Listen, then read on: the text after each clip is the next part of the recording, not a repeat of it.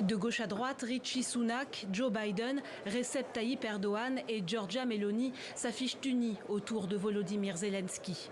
Mais à défaut de calendrier d'adhésion à l'OTAN, le président ukrainien devra se contenter d'un plan d'engagement à long terme pour la sécurité de l'Ukraine, présenté lors du tout premier Conseil OTAN-Ukraine.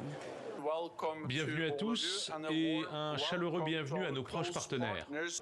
Les proches partenaires de l'Asie-Pacifique, comme le Japon, la Corée du Sud ou l'Australie, ne sont pas membres, mais participent eux aussi à cette réunion du Conseil de l'Atlantique Nord, principal organe de décision de l'OTAN chargé du processus politique et militaire.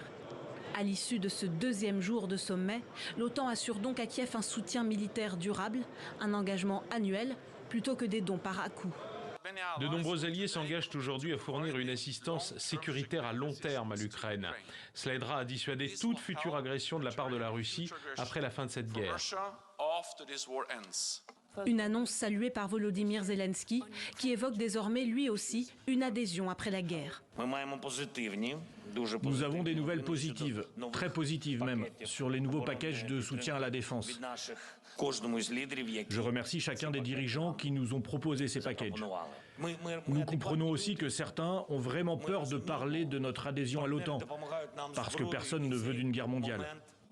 Je pense que c'est tout à fait juste, mais je suis convaincu qu'après la guerre, l'Ukraine sera dans l'OTAN. Et nous ferons tout pour nous assurer que nous avons la même vision que les États-Unis d'Amérique.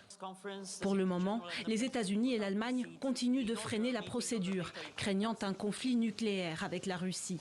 De leur côté, les États baltes, la Pologne et la France souhaitent une adhésion en forme d'invitation franche et rapide.